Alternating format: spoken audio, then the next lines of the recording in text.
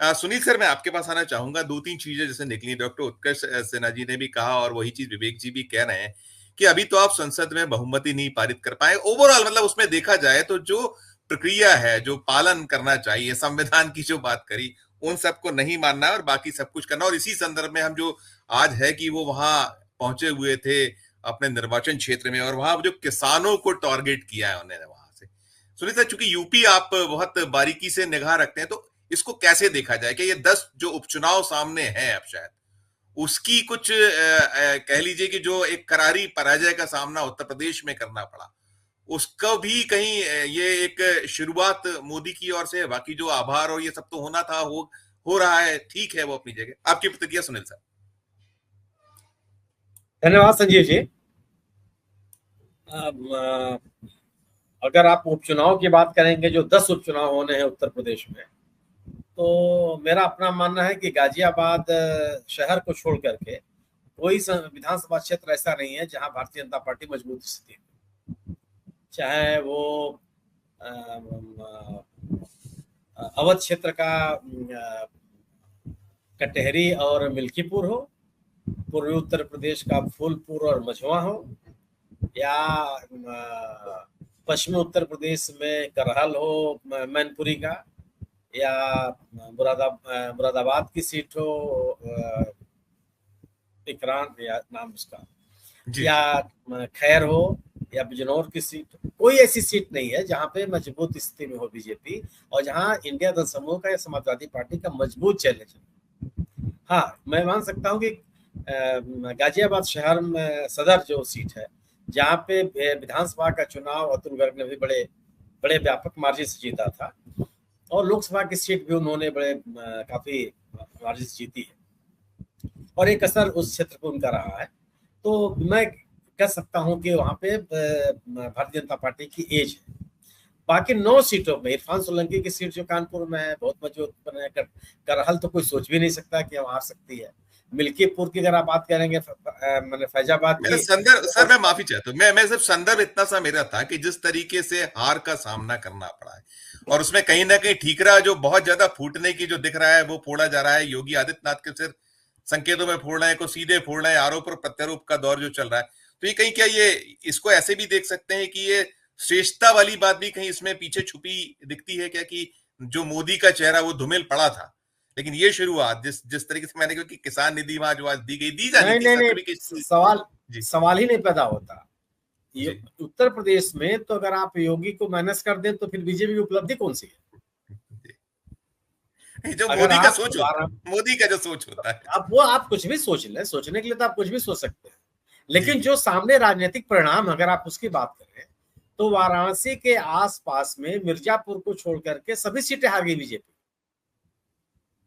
और जो योगी जी का इलाका है वहां सभी सीटें जीत गई, चाहे गोरखपुर हो, चाहे बांसगांव हो, चाहे कुशीनगर हो, चाहे देवरिया हो, चाहे डुबरियागंज हो, अधिकांश सीटें जीत गए। हारी भी पूरा का पूरा आजमगढ़ मंडल हार गई। लेकिन सवाल यह है ना कि इधर देवी पाटन मंडल में बुरी दशा हुई है, लेकिन वो गोरखपुर के आसपास 5-6-7 सीटें जो हैं उसमें तो योगी जी ने अपना असर दिखाया ही। मतलब आप अगर आप वाराणसी की बात करें तो कौन सी अपील आपकी है? मिर्जापुर में कुछ हजार से सीटें जीते हैं, बगल में अनडिवाइडेड जो बनारस है उसकी चंदौली सीट आप हार गए। हाँ, भदोही सीट जीत गए, वो भी अनडिवाइडेड वाराणसी का पार्ट रहा, जिले का पार्ट रहा, लेकिन राबर्ट्सगंज भी हार गए, गाजीपुर हार गए, मछली शहर हार गए, जौनपुर हार गए, बगल का कंस्टिट्यूंसी है वो सीटें। अगर आप इसकी बात करें कि असर का क्या होता है, देखिए ये जो चुनावी हार है ना वो मतलब इस लिहाज से बीजेपी को मोदी की हार है या योगी की हार है। सवाल है कि अगर किसानों के मन में आक्रोश है तो वो तो केंद्र सरकार को लेकर के है, और केंद्र सरकार का मुखिया कौन है? मोदी जी है। अगर अग्निवीर को लेकर के लोगों के मन में नाराजगी है तो ये केंद्र सरकार का फैसला है। केंद्र सरकार के मुखिया कौन है? मोदी जी है, उनके प्रति नाराजगी है। किसान अगर लगातार आंदोलित है, 1 साल तक आंदोलन किया इस देश में, तो किसके खिलाफ आंदोलन कर रहा था? चाहे पश्चिमी यूपी का किसान रहा हो, चाहे हरियाणा, राजस्थान या देश के किसी हिस्से का रहा हो, तो वो तो केंद्र सरकार के खिलाफ था। केंद्र सरकार के मुखिया योगी जी, मोदी जी, तो मोदी जी की सरकार के खिलाफ नाराजगी थी। या इस बिना पर कि यह उत्तर प्रदेश की जो हार है उसमें योगी जी की भूमिका बड़ी पूरी पार्टी की इसके लिए जवाबदेह है, पूरी की पूरी पार्टी जवाबदेह है, किसी एक पर आप नहीं कर सकते। हाँ, निश्चित रूप से अगर पूरा चुनाव मोदी जी के नाम पे हो रहा था तो अन्य लोग कैसे आ जाएंगे? मोदी जी की गारंटी थी, मोदी जी खुद भी कहते थे कि आप कैंडिडेट की चिंता मत कीजिए, आपका वोट मुझको मिलेगा, तो भाषण में दिया उन्होंने। तो आप इससे थोड़े इनकार कर सकते हैं। और जो लोगों की समझ भी है, बनारस में मतलब आप धन्यवाद तो देंगे ही देंगे ना। आप 2019 की जो मार्जिन थी घट करके 1.5 लाख पे आपके आ गई। इस देश में सबसे कम मार्जिन से जीतने वाले प्रधानमंत्री के एकमात्र पदधारक आप हो गए। तो ये तो स्वाभाविक सवाल है कि आप अपना कोर्स करेक्शन का प्रयास करेंगे, लेकिन कोर्स करेक्शन ऐसे थोड़े होता है। अगर आप अपनी सरकार की विफलताओं को स्वीकार नहीं करेंगे और उसमें सुधार की बात नहीं करेंगे तो इन टोटकों से काम नहीं चलने वाला, सवाल नहीं पैदा होता। ये जो बात संघ और बीजेपी की हो रही है ये सही है, मैं विवेक की बात से सहमत हूं कि संघ एक अवसरवादी संगठन, लेकिन अगर उसके लक्ष्य पूरे होते रहते हैं, अगर 2002 से ही अगर मोदी जी को लेकर के उसके मन में नाराजगी है तो लेकिन उस मोदी के रास्ते में तो नहीं खड़ा हुआ वो। जब 2014 में मोदी जी को 2013 में डिक्लेयर किया जा रहा था प्रधानमंत्री पद का उम्मीदवार, तब भी उसके सामने नहीं खड़ा हुआ, क्योंकि उसको लग रहा था कि जिस हिंदुत्व के चेहरे पर सवार होकर मोदी जी ने गुजरात जैसे राज्य को भारतीय जनता पार्टी का गढ़ बना दिया, उसी हिंदुत्व पे सवार होकर के पूरे देश में यह पार्टी आगे बढ़ जाएगी। वो तो कोई अवरोध नहीं पैदा किया उन्होंने। क्या मोदी जी के अहंकार से राष्ट्रीय स्वयंसेवक संघ परिचित नहीं था? क्या मोदी जी के कार्यशैली से राष्ट्रीय स्वयंसेवक संघ परिचित नहीं था? क्या उसको ये पता, क्या गुजरात में मुख्यमंत्री रहते हुए संघ को पुष्पित पल्लित होने दिया? संगठन के रूप में लोगों को तो उन्होंने परिचय दिया, खूब दिया, लेकिन संगठन तो कोई नहीं रह गया हो। न बीजेपी का संगठन रह गया, न संघ का कोई संगठन रह गया। क्या इन तथ्यों से आरएसएस की जानकारी नहीं थी? आरएसएस बड़े बहुत ही करीने के साथ अपने नेताओं की विफलताओं को चर्चा में नहीं आने देना चाहते। अब आप मोदी जी की विफलताओं की चर्चा मत कीजिए, उनके गवर्नेंस की विफलताओं की चर्चा मत कीजिए, आप ये चर्चा कीजिए कि संघ बहुत गंभीर है।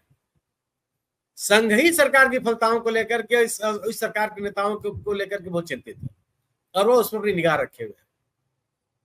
पब्लिक जनता के विमर्श में यह विषय नहीं आना चाहिए कि आखिर सरकार से क्या क्या गलतियां हुई।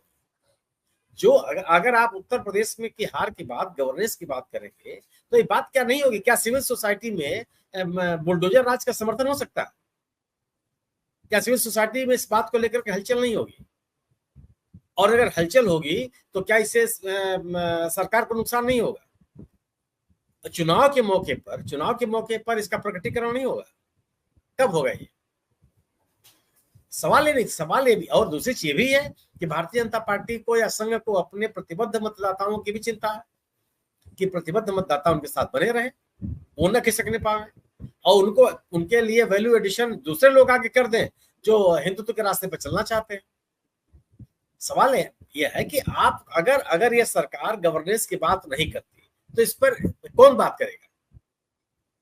आप हिंदुत्व को विफल होते हुए या लोगों के बीच में इसकी स्वीकृति को घटते हुए देखना क्या स्वीकार कर लेगा संघ के पास अपने विस्तार के लिए या अपने राजनीतिक ताकत के बनाए रखने के लिए कौन सी विचार बिंदु है?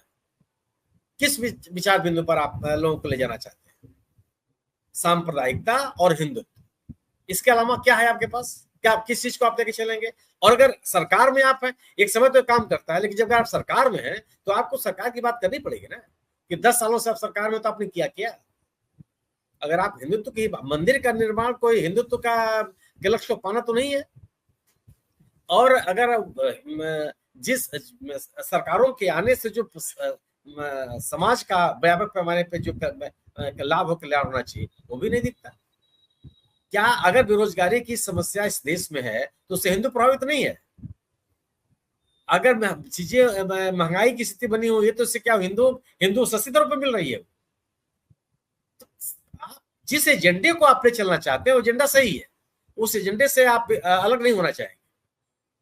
उस एजेंडे के प्रति अविश्वास बढ़ रहा है, इस विमर्श को भी आप बढ़ने नहीं देंगे। और आप यह भी कोशिश करेंगे कि जो जनादेश है उसके भी खिलाफ आप खड़े दिखाई पड़े। आज क्या मोदी जी के या योगी जी के पक्ष में खड़ा होकर के संघ ये बताने का साहस कर सकता है कि जो असहमति दिखाई पड़ी है सरकार के प्रति उसके खिलाफ है वो? ये तो नहीं हो सकता। आप इस संघ को तो उस जनादेश के पक्ष में भी खड़ा होना दिखाई पड़ना चाहिए। वो कैसे कर सकता है कि जो जनादेश है उस जनादेश को लेकर के टिप्पणी करे, बल्कि जनादेश के तर्क संगत बनाने के लिए की वो बात करेगा। लेकिन बात तो करेगा, लेकिन सुधार की गुंजाइश कहां? क्या यह संघ आज भी कहने के लिए तैयार है कि साहब पहले आप गवर्नेंस की बात कीजिए? व्यक्ति की ही बात हो रही है, अभी भी व्यक्ति की तो ही तो बात हो रही है। और जिन विकल्पों की बात हो रही है उसमें क्या है? उसमें नीतियों की बात हो नहीं रही है, जनता से जुड़े हुए सवालों के समाधान की बात नहीं हो रही है, बेहतर समाज बनाने की बात नहीं हो रही है व्यक्तियों की बात। दो चीजें मैं मानता हूं कि संघ की अपनी जो टिप्पणियां हैं इस चुनाव में मिले हुए जनादेश के पक्ष में खड़ा होना दिखाई पड़ना, अपने आप को खड़े होते हुए दिखाई पड़ना है, और इस विमर्श को व्यापक बनाने से रोकने की कोशिश है। हिंदुत्व की राजनीति को लोगों ने नकार दिया, इस विमर्श को आगे बढ़ने देने से रोकने की कोशिश है। संघ कोई भारतीय जनता पार्टी के वर्तमान नेतृत्व में कोई सुधार करना चाहता है, मुझे ऐसा नहीं लगता। यह जरूर है, बिल्कुल मैं विवेक की इस बात से सहमत हूं कि जब लोग कमजोर होते हैं तभी वो बोलते हैं, जब उसको अवसर मिलता है। आडवाणी जी जब रथ यात्रा लेके निकले तब नहीं बोले, आडवाणी जी जब बीजेपी का आगे बढ़ाने का प्रयास कर रहे थे तब नहीं बोले, लेकिन जब बीजेपी की हार होती गई तो तुरंत एक मजार पे जाने के जिन्ना के मजार पे जाने पे लेकिन आक्रामक किनारे कर दिया। बिल्कुल।